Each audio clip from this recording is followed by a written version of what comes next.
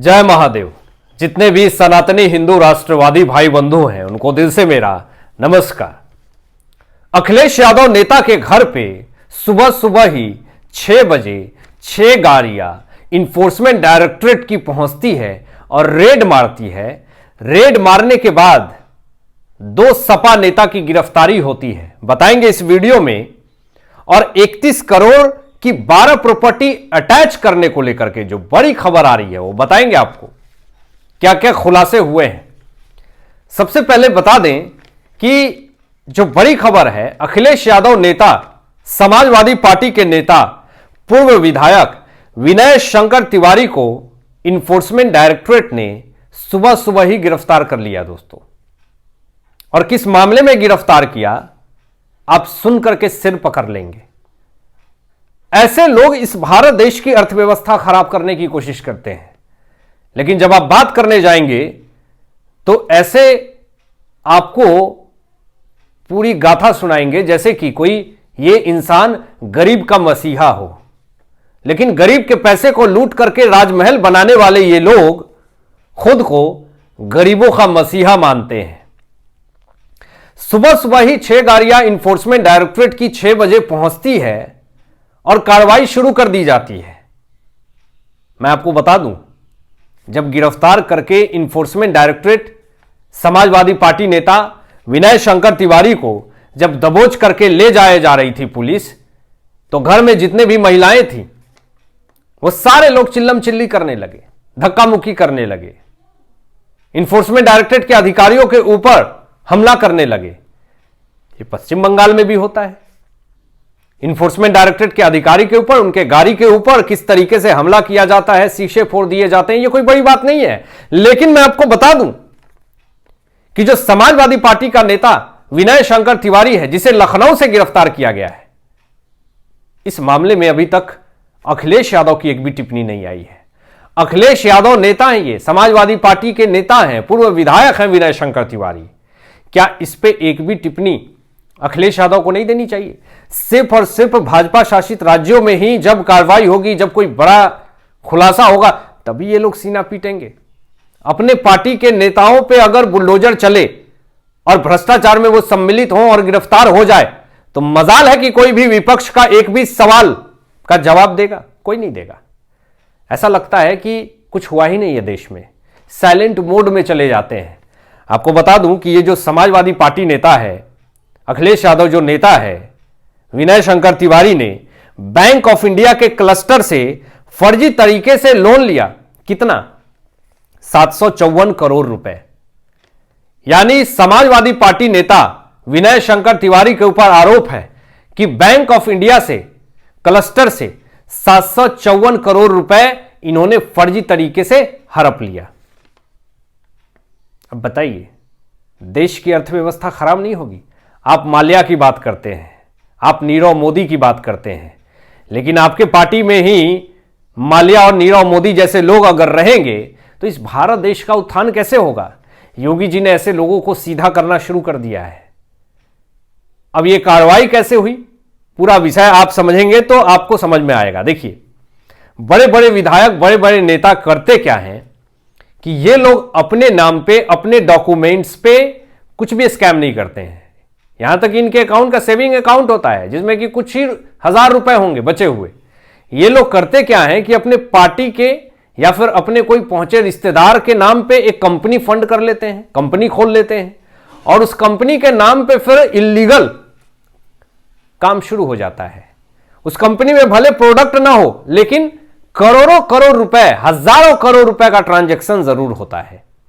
ऐसे बहुत सारे मामले हैं जो कि पकड़ाया भी है। लेकिन इसी मामले में एक समाजवादी पार्टी नेता विनय शंकर तिवारी का नाम सामने आ गया। ये जो समाजवादी पार्टी नेता है, सपा नेता है, विनय शंकर तिवारी की जो कंपनी है गंगोत्री इंटरप्राइजेस के जनरल मैनेजर अजीत पांडे, जिसको अभी अभी इन्फोर्समेंट डायरेक्टरेट ने गिरफ्तार कर लिया। अजीत पांडे जो है, यह समाजवादी पार्टी नेता विनय शंकर तिवारी के रिश्तेदार हैं। अब मैं ये बात क्यों कह रहा हूं? ये सारे इनके रिश्तेदार ही होते हैं। जो ये भ्रष्टाचार होता है, जो ये पापाचार होता है, ये या तो अपने नौकर के नाम पे, रिश्तेदार के नाम पे, ये कंपनी एक फंड करते हैं, कंपनी खोलते हैं और मनी लॉन्ड्रिंग का केस भी इनके ऊपर लादा गया है। मनी लॉन्ड्रिंग करते हैं और ब्लैक मनी को व्हाइट करते हैं। ये सब देश को तोड़ने का पैसा है, टेररिज्म का पैसा है।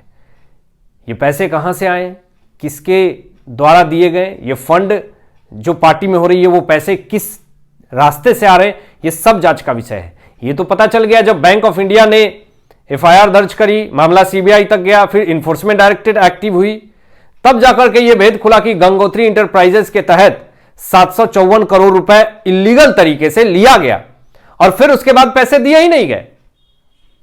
ये तो बैंक ऑफ इंडिया की बात थी तब पता चल गया।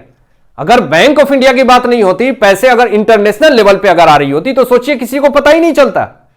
तो ये आखिर पैसे हड़प करके आखिर ये पैसे प्रयोग कहां हुए, किसको फंड किया, पार्टी को फंड किया, ये सब जांच का विषय है और इसके लिए इन्फोर्समेंट डायरेक्टरेट और सीबीआई पूरी तरीके से जांच कर रही है। लेकिन जब अजीत पांडे और विनय शंकर तिवारी को जब इन्फोर्समेंट डायरेक्टरेट गिरफ्तार करके ले जा रही थी तो घर की महिलाएं मारपीट धक्का मुक्की करने लगी। ये महिलाएं क्या उस वक्त धक्का मुक्की कर रही थी जब विनय शंकर तिवारी पैसे करोड़ों के करोड़ रुपए ला रहे थे घर पे? ये महिलाएं उस समय तो बड़े ही अच्छे से पैसे को दबा करके रख रही होंगी, लेकिन आज बड़े विरोध कर रही हैं कि हमारे पति को गिरफ्तार मत करिए। लेकिन सवाल अभी भी वही है दोस्तों कि इस मामले में अभी तक आखिर क्यों नहीं अखिलेश यादव स्टेटमेंट देते हैं। ईडी ने इन दोनों को, अजीत पांडे को और विनय शंकर तिवारी को, सीबीआई स्पेशल कोर्ट में पेश किया दोस्तों। और खबर आ रही है, अभी अभी बड़ी खबर आ रही है कि दोनों को, अजीत पांडे, दोनों सपा नेता हैं, और विनय शंकर तिवारी को सीबीआई के स्पेशल कोर्ट ने सीधा जेल भेज दिया है। इसके अलावा कोई ऑप्शन नहीं है इनके पास, जेल, सीधा जेल। आपको बता दें कि ईडी ने गंगोत्री इंटरप्राइजेस के लखनऊ, नोएडा, गोरखपुर, मुंबई, दिल्ली के 10 ठिकानों पे छापा मारी दोस्तों। और छापेमारी होने के बाद बहुत सारे सुराग सामने आए हैं, जिसमें सारा भेद सामने आ गया है। इनके पापाचार और भ्रष्टाचार का पूरा खेल सामने आ गया है कि कितना भ्रष्टाचार इन्होंने किया है। और इसमें बहुत सारे फर्जी दस्तावेज भी बरामद किए गए हैं। अब इसमें कुछ राजनेता भी और शामिल है जो बड़े नाम इसमें है। अब ईडी की जांच की आंच उन नेताओं तक भी जा सकती है। बड़ी खबर आपको बता रहा हूं कि यह मामला अभी नहीं है, इस मामले में और बड़ी कार्रवाई हो रखी है। 18 मार्च 2024 को ईडी ने गंगोत्री इंटरप्राइजेस के, यानी समाजवादी पार्टी नेता के पूर्व विधायक के विनय शंकर तिवारी के कंपनी गंगोत्री इंटरप्राइजेस की 31 करोड़ की 12 प्रॉपर्टी को पहले ही अटैच कर रखा है, जब्त कर लिया है। आपको बता दें कि फरवरी 2024 में भी 103 करोड़ रुपए की संपत्ति जब्त की जा चुकी है गंगोत्री इंटरप्राइजेस की, यानी पूरी तरीके से फर्जीवाड़ा हुआ। लेकिन ये सारे लोग इस भारत देश को तोड़ने की कोशिश कर रहे हैं। एक देश विरोधी एजेंडाधारी लोग मिल करके इस भारत देश में अशांति फैलाने की कोशिश कर रहे हैं। अब आपकी क्या राय है इन तमाम विषयों पे, अपनी विचार व्यक्त कीजिएगा और मिलते हैं एक लेटेस्ट ब्रेकिंग न्यूज के साथ। तब तक अपना ध्यान रखें, ख्याल रखें। सत्यमेव जयते। जय हिंद।